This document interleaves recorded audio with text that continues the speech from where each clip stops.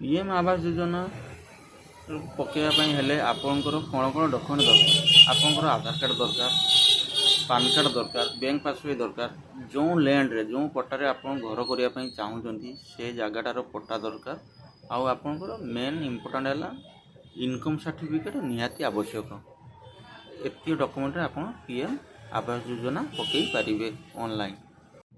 नमस्कार Sneha YouTube channel को समस्त को नमस्कार। आज आम देखा पीएमएवाई योजना केमी अप्लाई करा हुए ऑनलाइन। पीएमएवाई योजना प्रधानमंत्री आवास योजना 2025 रे आरंभ हो जाइए। आपण माने प्रथमे आप मोबाइल खोलिए क्रोम ब्राउजर खोलिला पर सर्च करेंगे पीएमएवाई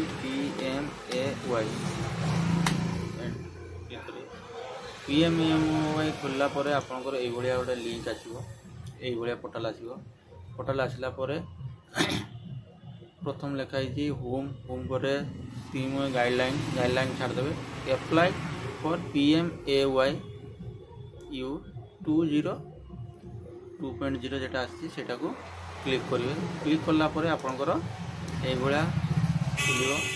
खुलला पर क्लिक टू प्रोसीड करेंगे। क्लिक टू प्रोसीड कला पर आउ थे प्रोसीड करेंगे।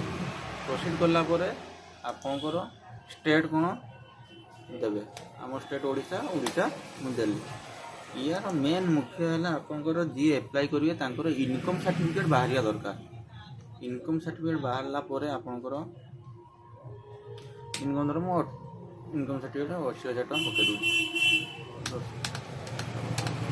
80,000 टଙ୍କା पकईदेली। 80,000 टଙ୍କା पकईला पर सिलेक्ट आर्टिकल लिखाई beneficiary led construction applied housing in partnership instant subsidy scheme beneficiary led construction आप क्लिक कले। क्लिक कलापर देजी आपंकर do you own purchase house anywhere of India न करदे benefit under control state government 20 years न करेंगे। एलिजिबिलिटी चेक क्लिक कले खुलला तापर आपंकर ये आधार नंबर देवे।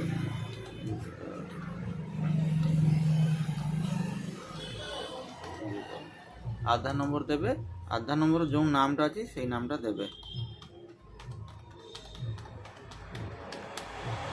नामटा देदेले देलापर आपंकर क्लिक अच्छी क्लिक करेंगे। जेनेरेट ओटीपी करदे। जेनेरेट ओटीपी कलापर आपंकर आधार लिंक रजिस्टर मोबाइल नंबर को गोटे ओटीपी आसो तो ओटीपीटा देदेले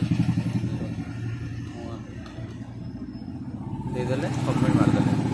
सबमिट मारला पर आपंकर खुलीगला आपंकर नाम आसीगला आधार कार्ड नंबर आसीगला आपंकर एटी पान नंबर देवे डेट ऑफ बर्थ देवे मोबाइल नंबर देवे मेल आईडी नदेले भी चलो किसी असुविधा नहीं। जेंडर आपंकर मेल कि फीमेल सिलेक्ट करेंगे। सिलेक्ट कलापर आपंकर मेरिटाल मैरिड कि अनमेरिड देवे।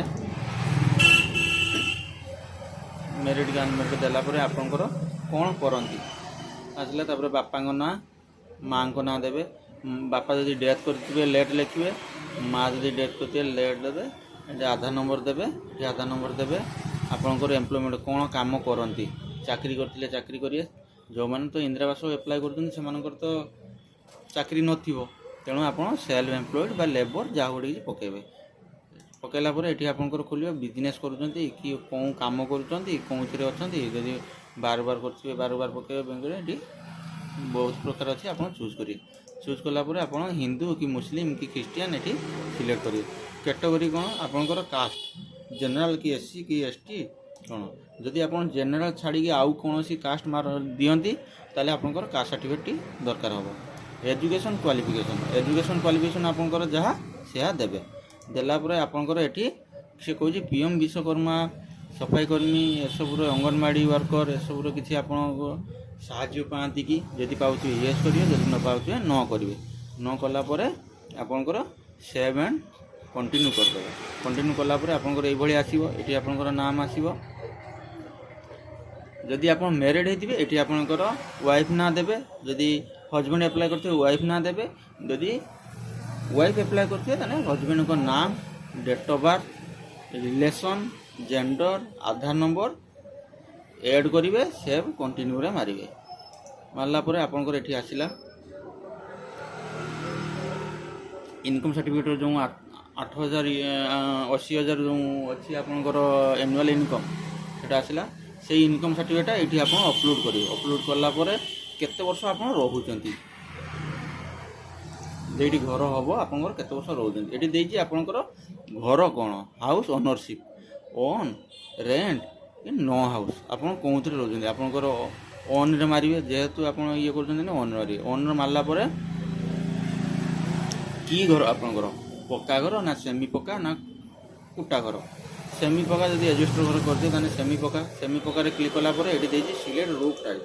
ଆପଣଙ୍କର ରୁଫ୍ ଟାଇପ୍ଟା କ'ଣ, ଏଜବେଷ୍ଟ ଅଛି ନା ଟିଣ ଅଛି ନା ଇଏ ଅଛି, ଏଇଟା ସିଲେକ୍ଟ କରିବେ। ଆପଣଙ୍କର ଯାହା ଥିବ ସେୟା ପକାଇବେ। ସେୟା ପରେ ନେକ୍ସଟ ଏଠି ଆପଣଙ୍କର ପୋଷ୍ଟାଲ ଆଡ୍ରେସ୍ ସବୁ ଦେବେ।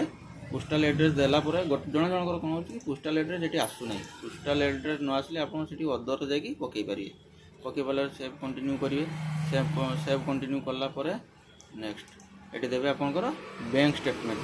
ଏଠି ଆପଣଙ୍କର ବ୍ୟାଙ୍କ ଷ୍ଟେଟମେଣ୍ଟ ଦେବେ କ'ଣ, ଆକାଉଣ୍ଟ ନମ୍ବର ଦେବେ, କନଫର୍ମ ଆକାଉଣ୍ଟ ନମ୍ବର ଦେବେ, IFSC କୋଡ଼ କରି ଗେଟ୍ ଡିଟେଲ୍ସ କରିବେ। ଏଠି ଆପଣ ଯଦି PM ସୂର୍ୟା ଘର ଏକା ଯଦି କିଛି ପାଉଛନ୍ତି ତାହେଲେ ୟେସ୍ କରିବେ, ନହେଲେ नो କରିକି କ୍ଲିକ୍ କରିବେ। କ୍ଲିକ୍ କଲା ପରେ ଫାଇନାଲ୍ ସବମିଟ୍ ମାରିବେ।